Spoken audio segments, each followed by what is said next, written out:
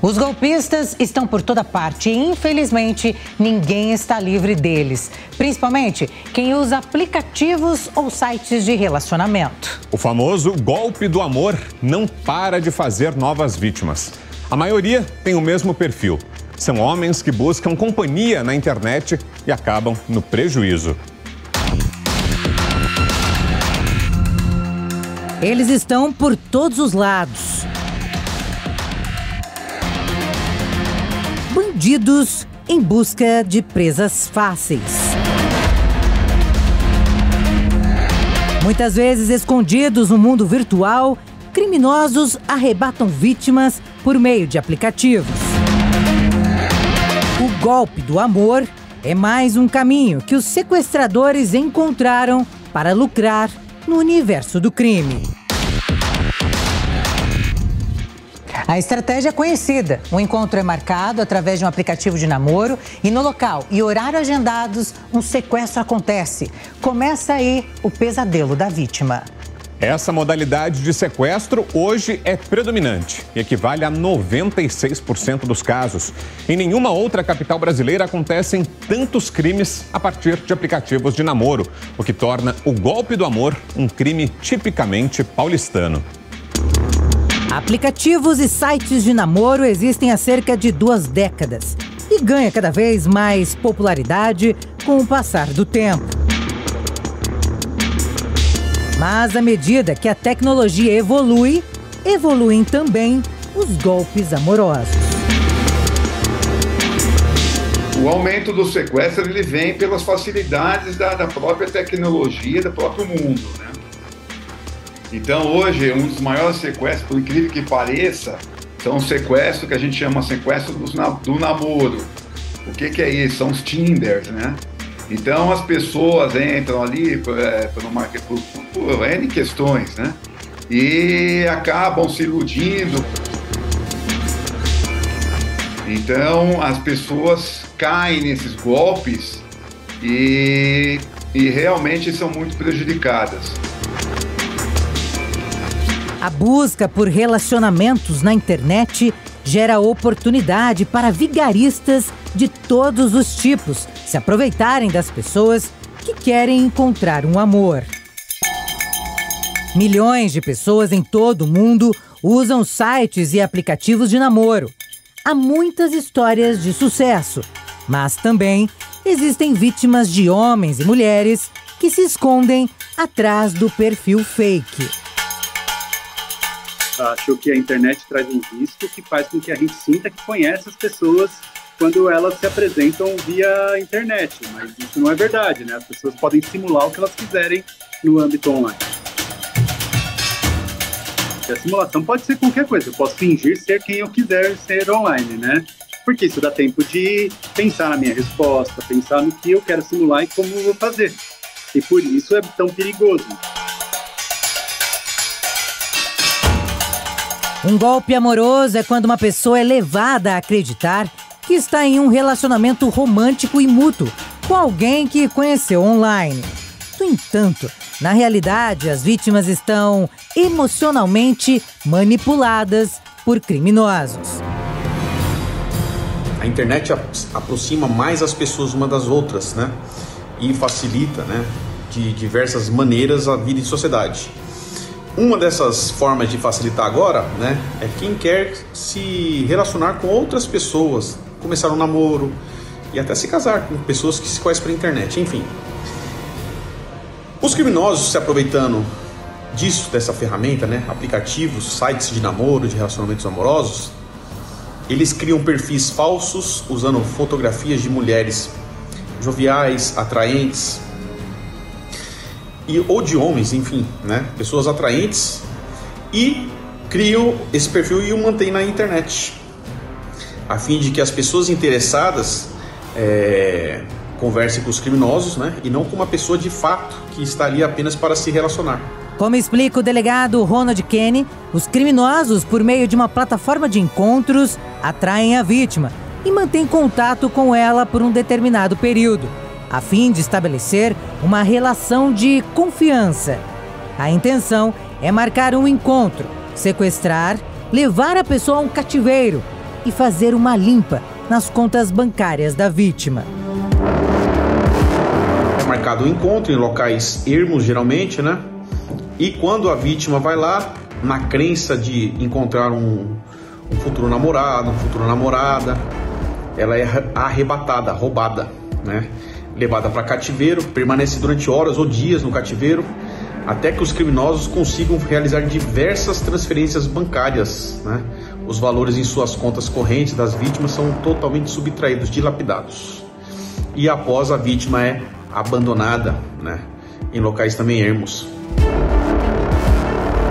Pix e esse sequestro de namoro.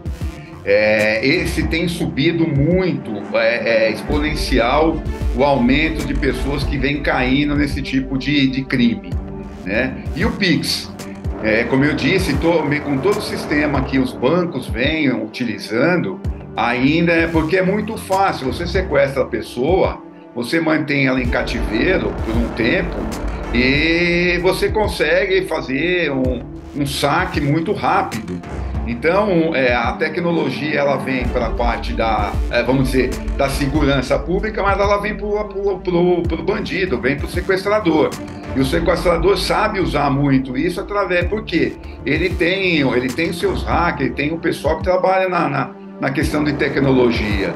Então, hoje, nós temos que parar de pensar que o ladrão hoje é um ladrão batedor de carteira, ele não é. Hoje você vê, os bancos não têm dinheiro, então ninguém vai fazer assalto de banco. Hoje você também, ninguém tem os batedores de carteira que ainda é coisa simples, mas aonde está a maior mesmo, o que eu vejo são esses golpes aí, né? Em 2023, dos 51 casos de sequestro na maior cidade do país, 49 ocorreram por meio de aplicativos de namoro. Os dados são da Divisão Antissequestro de São Paulo e foram confirmados pela Secretaria de Segurança Pública. Em relação ao ano de 2022, houve queda, 115 casos. Nós tivemos 115 casos com 303 prisões, né? Mais de 90% dos casos esclarecidos. 2023, dos 51 casos que atendemos aqui na divisão de sequestro, 49 foram de golpe do amor.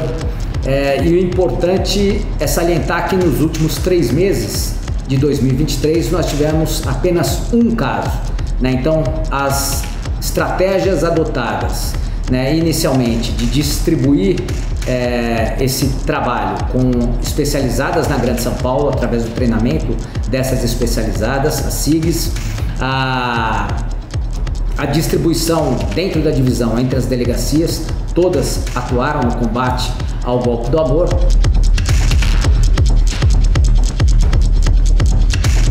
O trabalho da polícia continua intenso para combater de vez esse crime. Mesmo com a queda nos números, os golpes não param. Os criminosos continuam a caça por vítimas, como conta o delegado da Divisão Antissequestro de São Paulo, Fábio Nelson. Outros sequestradores que nas investigações vão sendo identificados, eles vão sendo presos e aí a gente tem esse impacto, esse resultado positivo da diminuição desse fenômeno criminal. Uma medida importante que foi adotada foi a mudança de foco nas investigações, que passaram a mirar os líderes das quadrilhas do golpe do amor. Com isso, a polícia passou a ter uma ação mais incisiva sobre os chamados conteiros, pessoas que emprestam as contas para que criminosos transfiram os valores retirados das vítimas. A potencialização da investigação tecnológica e, especialmente, a identificação de lideranças e a prisão desses líderes articuladores desses crimes. O ano passado nós prendemos 187 criminosos e apresentamos um resultado extremamente satisfatório, já que nos últimos 3 meses do ano passado nós tivemos apenas um caso. Foi preso no ano passado Ailton Oliveira dos Santos, conhecido como Gato Preto, de 42 anos. Ele era um dos líderes de uma quadrilha do golpe do amor. Nesta imagem é possível ver um dos crimes cometido por ele. Gato Preto sequestrava, depois fazia transferência via Pix da conta bancária das vítimas. O Gato Preto, e quando nós realizamos a prisão dele já no começo do ano, tivemos um impacto muito grande. Era um sequestrador violento, que na abordagem era muito violento com as pessoas e organizava essas práticas criminosas. E com a prisão dele tivemos um impacto muito grande, assim como a prisão de outros líderes dessas organizações. Hoje mesmo nós prendemos 2 outros sequestradores, um deles que coordenava as ações da movimentação financeira da organização e um outro que era o líder de uma organização que atuava com o golpe do amor. Segundo a polícia, os golpistas preferem atacar os homens acima dos 40 anos e que tenham uma certa estabilidade financeira. Na maioria das vezes, as vítimas são pessoas tímidas, com dificuldades em relacionamentos.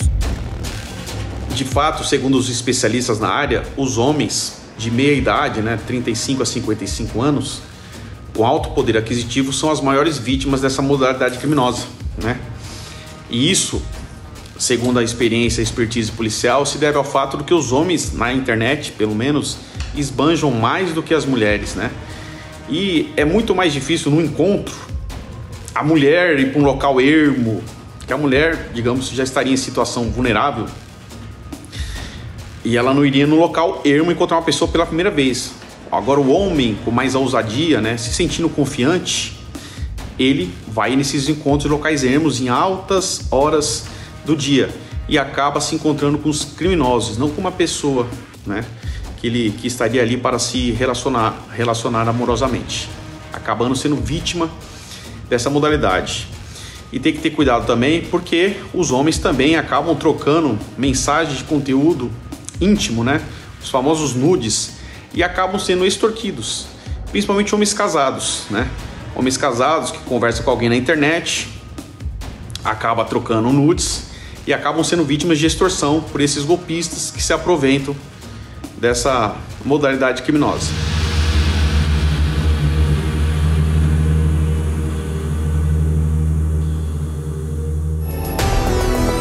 Este gerente de informática marcou um encontro por um aplicativo. Acompanhe. Quando ele chega no local, a ação é rápida e violenta. Um dos bandidos aponta a arma em direção à cabeça da vítima. São 5 criminosos.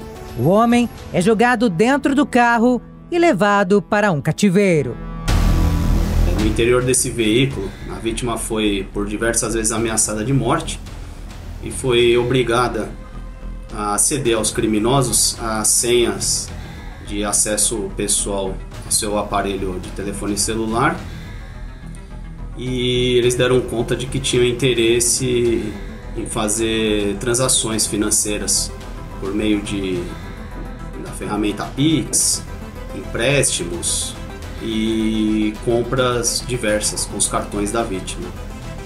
Ali no primeiro momento eles tiveram alguma dificuldade, então fizeram algumas ligações e providenciaram um local de cativeiro para que ela ficasse subjugada até que eles conseguissem esvaziar as contas dela, Ela tinha um valor relevante numa aplicação de previdência privada, então eles disseram que ela iria permanecer no cativeiro até que tivesse início o expediente bancário e eles conseguissem fazer toda a transferência de todo o valor.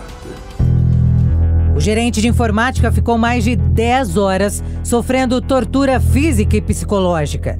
Os bandidos deixaram o local com o carro da vítima. Eles não imaginavam que a polícia estava por perto.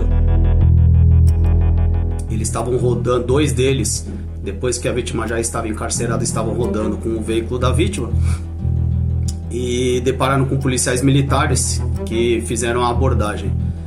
Na abordagem, esses 2 indivíduos desceram do carro e se jogaram em um barranco e conseguiram empreender fuga.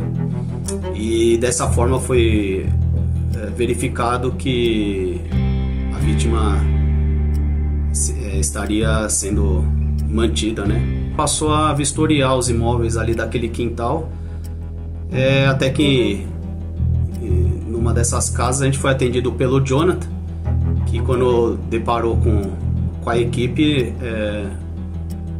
ficou muito nervoso, não conseguia nem articular as palavras.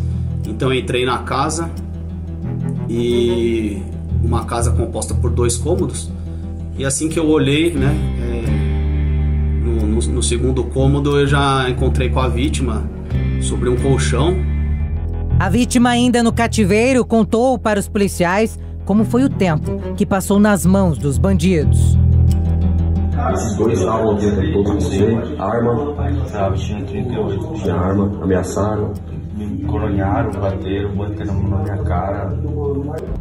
Segundo o delegado César Basso, os criminosos fazem parte de uma quadrilha especializada que age na zona norte de São Paulo.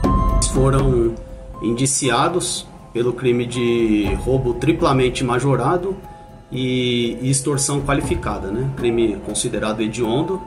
Foram presos em flagrante, submetidos à audiência de custódia, e foi decretada a prisão preventiva da dupla, né? Estão presos até hoje, respondendo por esses crimes. No momento posterior, nós conseguimos identificar a qualificação, né? Conseguimos levantar a qualificação de outros 5 envolvidos, sendo que alguns dias depois 2 menores se entregaram, né? E atualmente esse inquérito policial tramita pelo setor especializado da nossa seccional, o Cerco, né? Porque aqui a região da Zona Norte passou por um momento epidêmico de sequestros perpetrados por meio desses encontros pelo aplicativo Tinder, né? E de um ano para cá, pelo menos da minha chegada na delegacia, a atuação tem sido muito incisiva contra esse tipo de quadrilha especializada e perigosíssima, né? Temos relatos de alguns crimes bárbaros. Na delegacia, a vítima encontrou o pai e o abraço foi de alívio. Apesar do crime extremamente grave e traumático para a vítima, para nós, do ponto de vista policial, é extremamente gratificante, né, agir numa ocorrência dessa que teve esse desfecho. De fato, foi muito emocionante quando nós chegamos na delegacia e conseguimos entregar a vítima para o pai dela, que estava aguardando. Então, realmente, essa foi nossa maior recompensa. Um momento que deixa trauma não só na vítima, mas em todos que convivem com ela.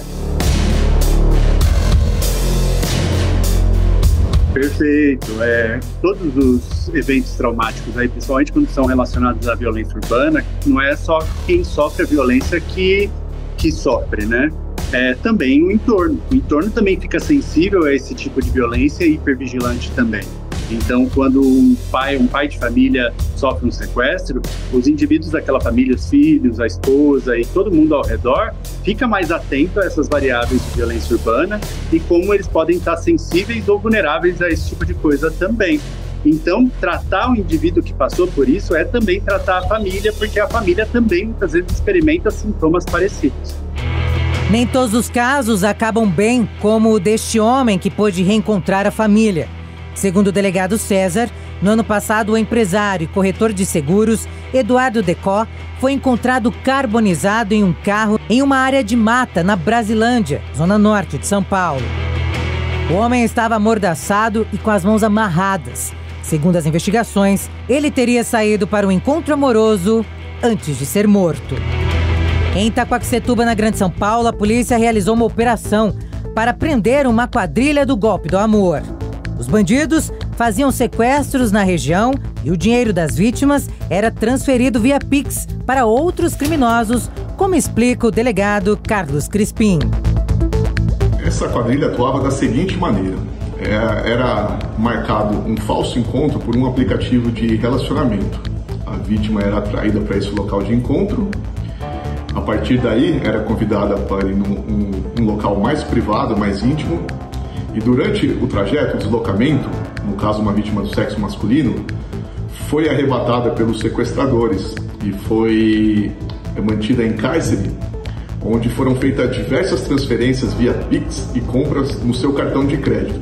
Num esquema muito organizado. Essa quadrilha, inclusive, tinha conta de pessoa jurídica, que foi aberta exclusivamente para o cometimento desses crimes, para dificultar aí o rastreamento e a identificação dos seus autores. A investigação começou depois que este empresário marcou um encontro com uma mulher em um lugar público, no shopping da cidade. As imagens das câmeras de segurança mostram o empresário mexendo no celular. Um carro de aplicativo chega e desce uma mulher. Ela é Laís Fátima Vieira, de 19 anos. Os dois entram no shopping e poucos minutos depois, eles deixam o local. Neste momento, que o empresário é sequestrado. Laís e o marido foram presos no ano passado. E em 2024, a polícia conseguiu colocar mais gente da quadrilha na cadeia. Através de um trabalho investigativo, identificamos 14 participantes dessa quadrilha, dentre os executores diretos do crime, como os conteiros, as pessoas que forneciam as suas contas bancárias, para onde eram feitas as transferências e posterior saque. Na primeira fase dessa operação, representamos por mandados de prisão e de busca e apreensão, sendo nessa primeira fase 4 pessoas presas, inclusive um do estado do Espírito Santo. Já o casal executor direto ali do crime já se encontravam presos por um crime anterior, crime que foi cometido aí do mesmo modo. Agora repare nesta outra ação. Este homem de Campinas marcou o encontro em São Paulo. Tudo começou no aplicativo de namoro. Quando ele chega no local combinado, é surpreendido por criminosos armados. Os bandidos agem com truculência. Ele é levado para a própria caminhonete. Depois seguem para um cativeiro. Um morador que vê tudo chama a polícia. Os agentes de segurança localizam o veículo, dão ordem de parada. Mas o criminoso não obedece. O bandido perde o controle da direção e bate em uma árvore. Os sequestradores tentam fugir a pé, mas não conseguem. Um homem foi preso e 2 menores apreendidos. Infelizmente, essa garotada, essa molecada, eles são muito agressivos. Eles são agressivos demais.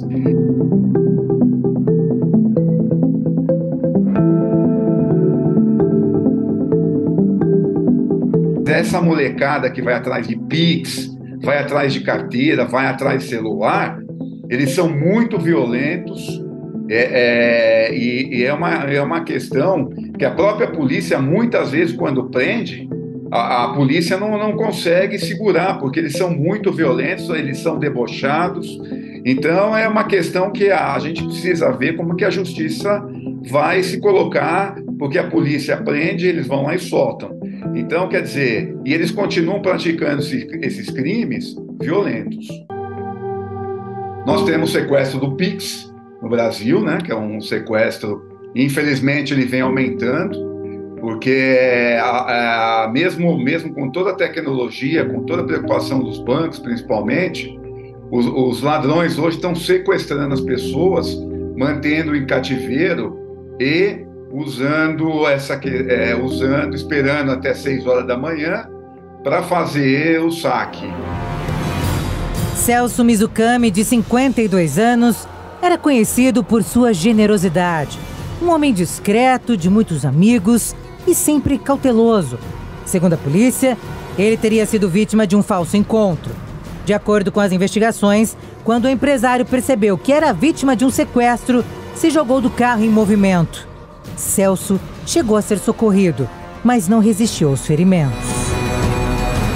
O crime não é exclusividade do Brasil. As últimas semanas de 2023 e as primeiras de 2024 foram de intensa cobertura policial na Colômbia. O foco desta vez, porém, não foram os cartéis, mas sim golpes dados em aplicativos de namoro. 8 pessoas morreram nos últimos meses em Medellín, a segunda maior cidade do país. A Embaixada dos Estados Unidos na Colômbia emitiu um alerta sobre os casos. No mundo virtual, tudo é livre e a liberdade abre brechas para a criminalidade. Raquel Galinatti, delegada de polícia e diretora da Associação dos Delegados do Brasil, dá dicas importantes de como ficar atento e não cair nas mãos de criminosos. Desconfie de perfis que são perfeitos demais, especialmente nas redes sociais. Verifique a autenticidade da pessoa e dessas imagens. E uma pesquisa no Google pode ajudar a garantir que tudo seja legítimo ou não. Ao marcar encontros, escolha locais públicos, movimentados, evitando sempre ambientes isolados ou que sejam desconhecidos, e esteja sempre atento aos pedidos de dinheiro ou favores financeiros. Se algo parecer suspeito, não hesite em cancelar o encontro ou optar por um caminho mais seguro. E existem maneiras de obter informações através de fontes abertas, com acesso para todos. Por exemplo, você pode verificar se há registros criminais ou processos criminais no nome da pessoa em questão. Utilize o Tribunal de Justiça ou a plataforma Jus Brasil para pesquisar antecedentes criminais. Além disso, o Cinesp pode ajudá-lo a verificar se existem mandados de prisão em aberto relacionados a essa pessoa. Uma pesquisa simples no Google com o nome da pessoa junto com a palavra proclamas pode ainda revelar se essa pessoa é casada. Essas pesquisas são precauções adicionais. Confie sempre em seu próprio instinto e tenha cuidado ao abrir a sua intimidade. Siga estas dicas e priorize sempre a sua segurança.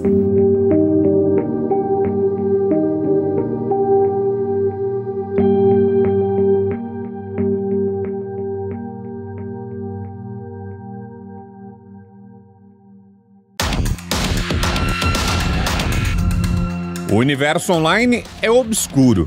Saber onde navega é uma missão que requer muitos cuidados. O Brasil é campeão mundial em golpes contra pessoas físicas, segundo empresas de segurança digital. Ao contrário de cybercriminosos de países ricos, que miram fraudes milionárias contra grandes empresas, aqui a história é outra. Preferem esquemas simples e reprodutíveis em larga escala. E a tecnologia ajuda e muito os criminosos. Diferente do que as pessoas ou até as próprias vítimas acreditam, que a aproximação, a abordagem do criminoso do amor é de uma forma aleatória. Ele escolhe qualquer um ou envia mensagens para muitas pessoas. Isso realmente agora não está mais acontecendo.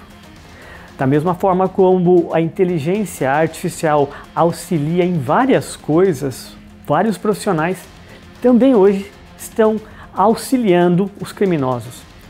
A técnica é a seguinte: eles pegam o perfil da vítima, colocam numa inteligência artificial e pedem para que trace o perfil psicológico dessas vítimas, que tracem as palavras-chave, os gatilhos terão interesse nessas vítimas, como a cor preferida, os lugares que gostam, inclusive o tipo físico que atrai essas vítimas, sobre seus filhos, todos os tipos de interesses, esses criminosos do amor já têm escrito.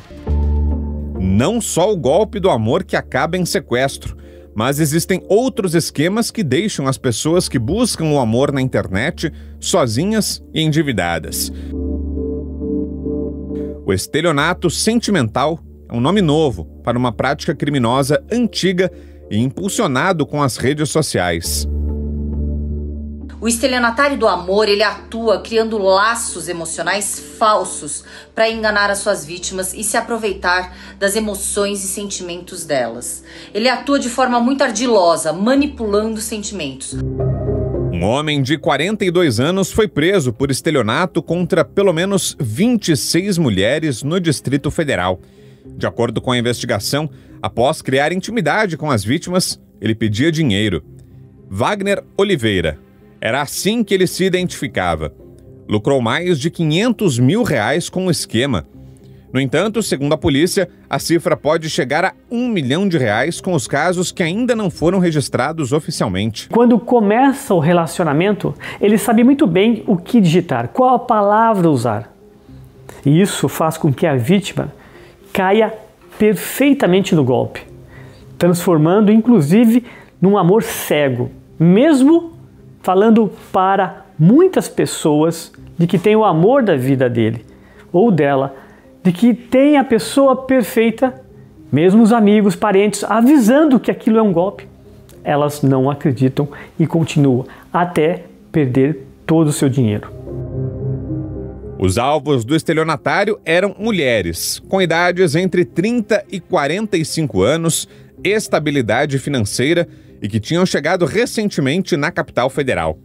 Durante o depoimento, as vítimas contaram que depois que conseguia o que queria, Wagner se tornava agressivo e passava a ameaçar as mulheres. Ele as intimidava para que elas não registrassem boletim de ocorrência. Muitas vezes, as vítimas procuram reparação na justiça. Os casos podem levar à indenização por danos materiais e morais. Alguns terminam em prisão. Foi o caso de Renan Augusto Gomes. A Justiça de São Bernardo do Campo, no ABC Paulista, condenou a 4 anos e 6 meses de prisão por estelionato o conhecido galã do Tinder. Ele é acusado de aplicar um golpe que deu prejuízo de R$150 mil a uma mulher na cidade. A vítima havia conhecido o golpista por um aplicativo de relacionamentos. Para se aproximar das vítimas, o investigado Renan, identificado como Renan Augusto Gomes, ele contava uma história, que era um engenheiro bem-sucedido de uma renomada empresa, né, multinacional, que possuía diversos bens imóveis, casas paradisíacas em praias litorâneas, imóvel, um apartamento de luxo no bairro dos Jardins, que ele frisava muito isso, né? Ele tinha uma renda de mais de 50 mil mensais e herança até mesmo na Alemanha. E ele sempre de modo educado, respeitador, presenteava as vítimas, né? Pessoas com as quais ele estava se relacionando amorosamente.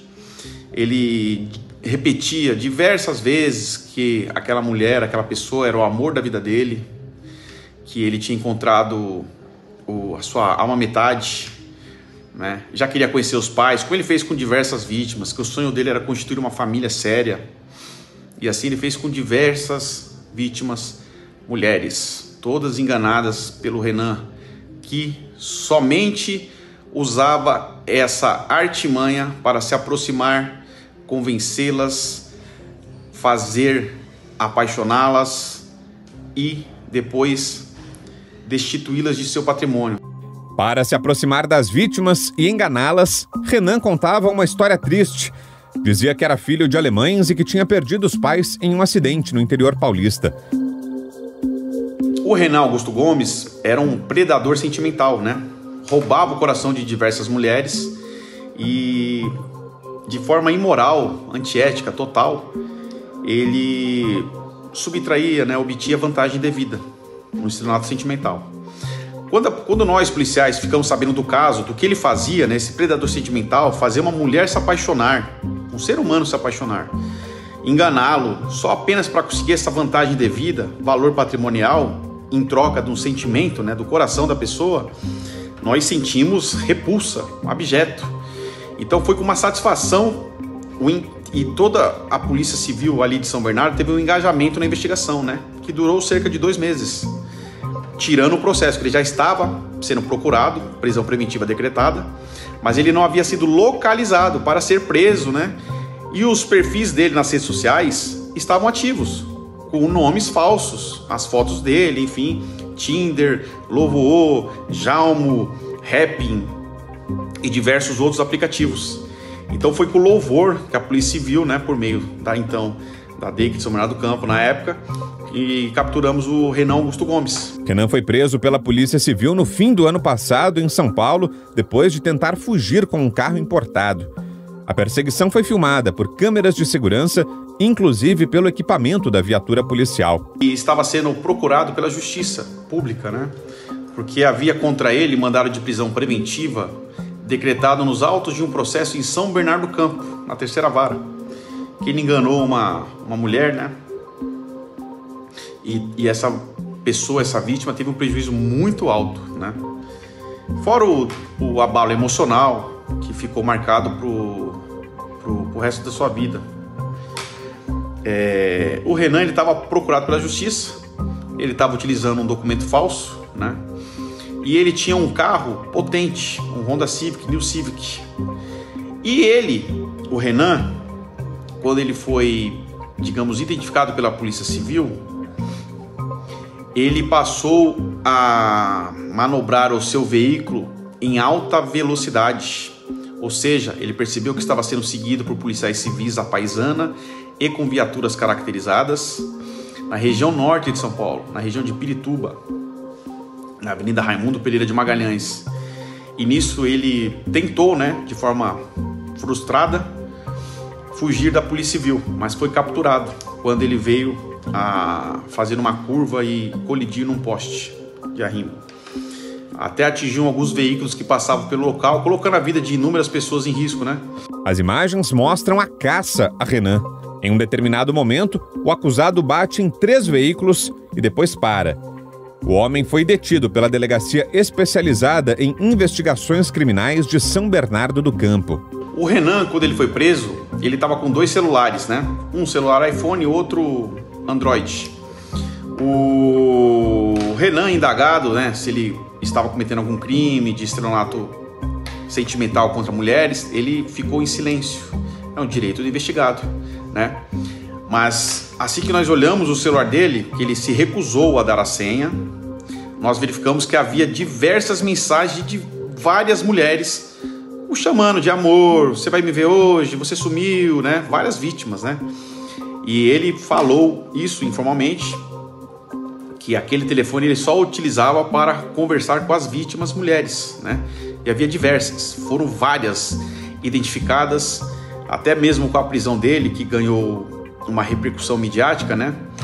Várias vítimas procuraram a delegacia, algumas apenas para falar que foi vítima, porque elas não quiseram prosseguir com o processo. O crime de estelionato depende de representação de um instituto processual penal, que é a representação criminal. Ou seja, é a vontade da vítima que vai nortear se haverá um processo crime ou não, né? Renan vai cumprir pena em regime fechado. Esse tipo de crime poderia variar de 1 a 5 anos de detenção, segundo o Código Penal. O Renan atualmente está preso, né? Está cumprindo a condenação dele daquele processo originário de São Bernardo em regime fechado, né? Porque ele estava com documento falso, tentou fugir da polícia, não tinha dado o seu verdadeiro endereço para ser localizado, para responder o processo em liberdade, e estava ainda cometendo diversos outros crimes pela internet, em perfis falsos, Tinder, Rap, né? E ele foi condenado em outros casos já. Outros casos ele já foi condenado. Então ele vai responder os processos, por enquanto, em regime fechado, né? Sem possibilidade de responder liberdade, pois demonstrou um descaso total com a justiça e sua real intenção de ocultar-se, né? Ele não tinha nenhuma vontade de comparecer ao processo e responder penalmente pelos atos até então praticados. Muito pelo contrário, ele demonstrou frieza e total falta de empatia com o ser humano. Ele está na cadeia, mas milhares estão por aí à procura de vítimas. Os golpistas têm faro aguçado para escolher quem atacar.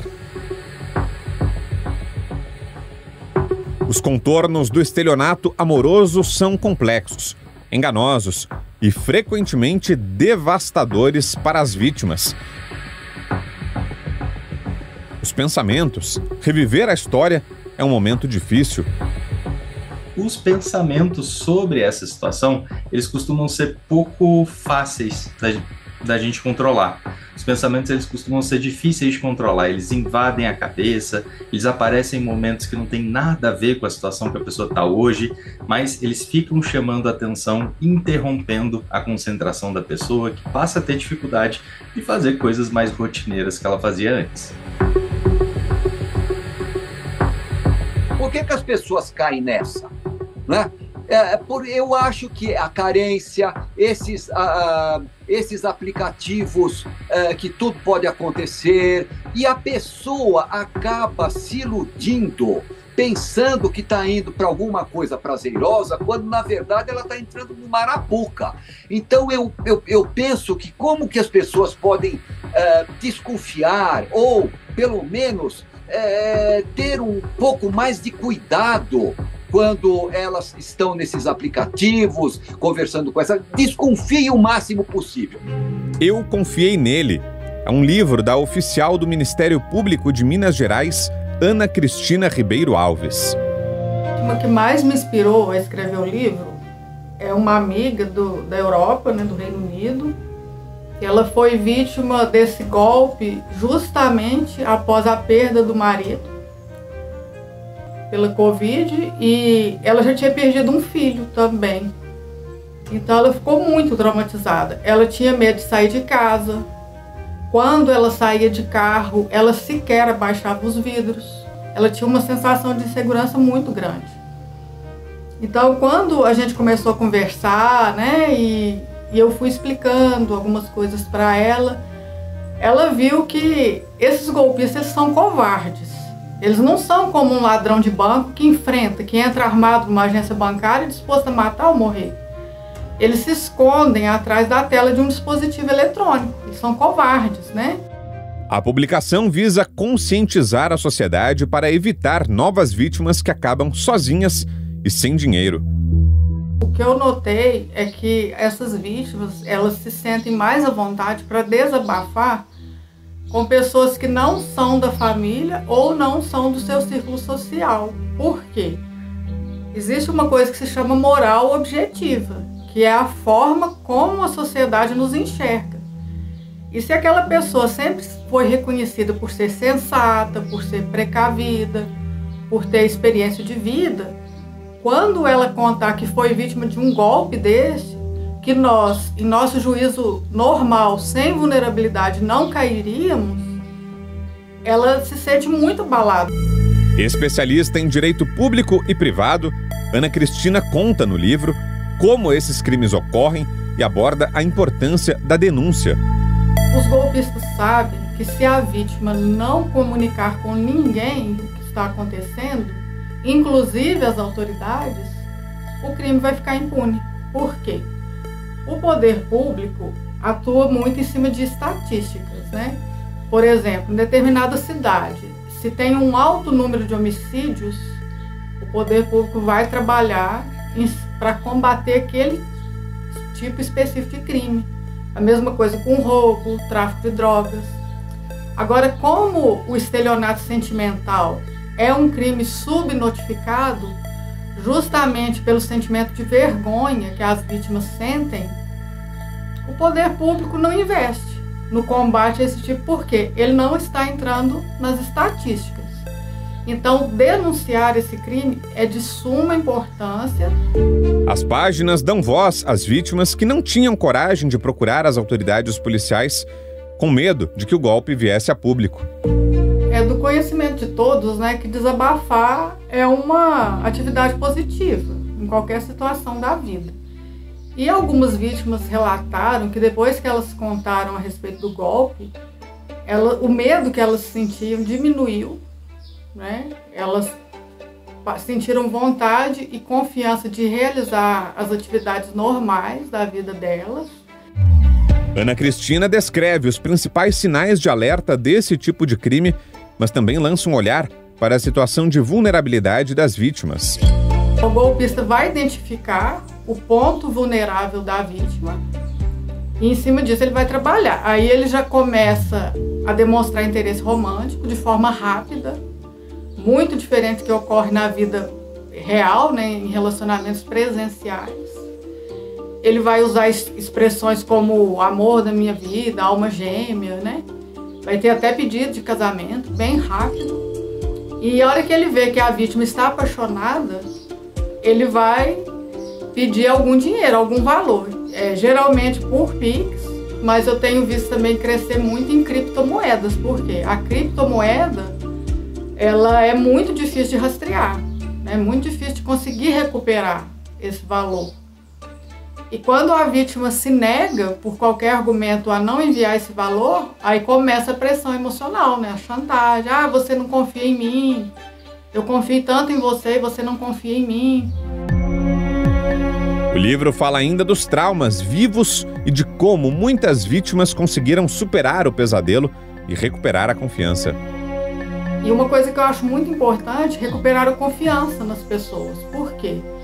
Perder a confiança no nosso semelhante é algo horrível, porque toda a nossa vida é afetada quando a gente não confia no nosso próximo. E recuperar a confiança permite que a pessoa volte também ao ambiente virtual, porque o ambiente virtual ele não é só ruim, ele tem muitas coisas boas. Hoje em dia a gente não vive sem um ambiente virtual, né? Então, essa recuperação da confiança permite a pessoa transitar e realizar as atividades dela também no meio virtual e reconhecendo que a internet também tem um lado bom. Para a especialista em direito público e privado, é necessário mais estrutura para atender quem caiu nas mãos de golpistas para um tratamento adequado e um acolhimento especializado.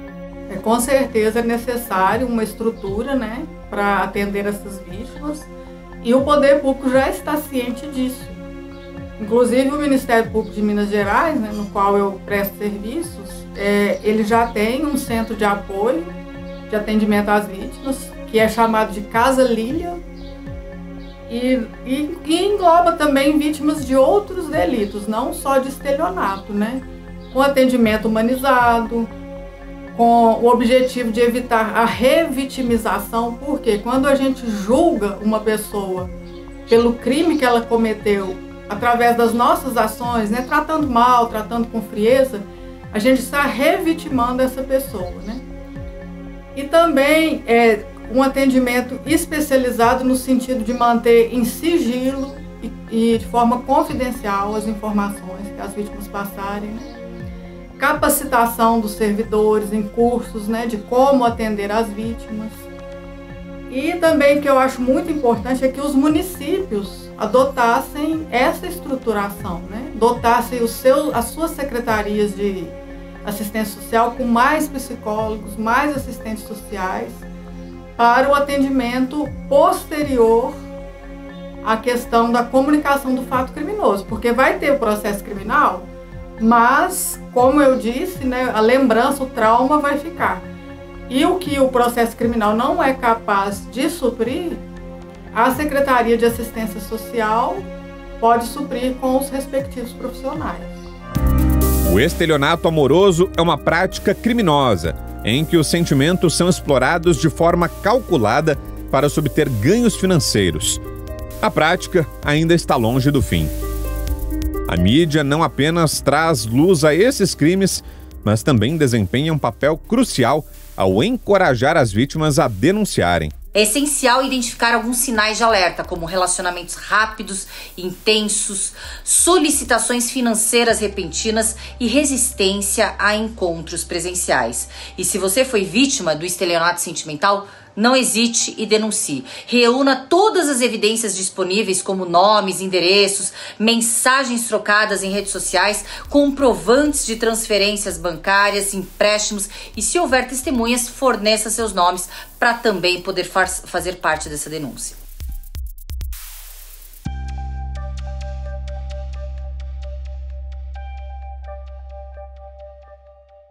O documento Jovem Pan de hoje fica por aqui. Você pode rever esse e outros programas no canal do YouTube da Jovem Pan.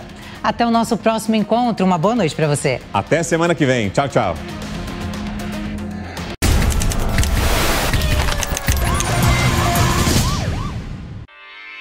Realização Jovem Pan News.